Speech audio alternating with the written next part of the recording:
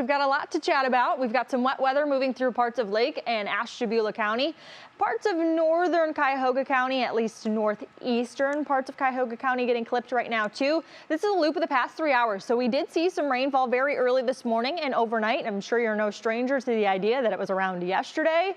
Well, right now, that is where the bulk of the wet weather actually lies, is actually east of the metro area. So that's maybe some good news this morning that the majority of you are actually starting off your day on a dry note. But for those folks, we flipped the script. There's actually a flood watch that's in place. This continues all the way through tomorrow evening. And the reason being that this is actually in place for Cuyahoga as well as Lake, Geauga, and Ashtabula County right now is because of what they experienced yesterday. Now, the majority of us saw some sort of rain at some point yesterday. They just happened to take on the most rain through their day yesterday. And from today all the way through tomorrow evening, as that flood watch continues, we are expecting potentially with some lake enhanced showers, 2 to 4 additional inches of rainfall. And why that is really in place is because they already saw a whole lot of rainfall yesterday. I'll show you some of those totals in just a second.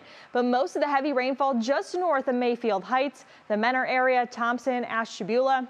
This is going to continue to drop a lot of rain over a short period of time. It is not moving all too much. In fact, it really starts to even redevelop as you look a little bit farther west over Lake Erie. So the trajectory of this all is moving eastward. And those folks yesterday, this is a 24-hour radar estimated total, have seen almost 2 to 5 or so inches of rainfall. They do not need any more. In fact, they can't take any more on. And so this just goes to show if you are traveling this morning, maybe leaving from parts of Lake and Ashtabula County, to take it slow. Ponding on the roadways is definitely likely around those zones. Nonetheless, this is all tied to a big picture system. We've got this area of low pressure parked to our north that is trying to move eastward, but it is at a slow crawl. So our wind direction is really why we're experiencing on and off shower activity and giving us those chances for excess moisture. On top of that, it is breezy. We have sustained winds anywhere from about 10 to 20 miles per hour.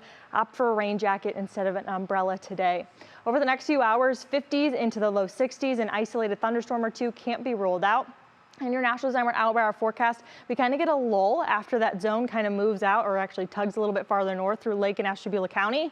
But this starts to pick up in coverage and a little bit of an intensity kind of boost there as we head through the second half of your day today. And we actually see rainfall linger into the day tomorrow and into Wednesday morning. It's not until about midday Wednesday we start to see a clearing trend take place in your Union Home Mortgage extended forecast. When it comes to Tuesday and Wednesday though, check out those high temperatures. 58 degrees. We should not be there this time of the year.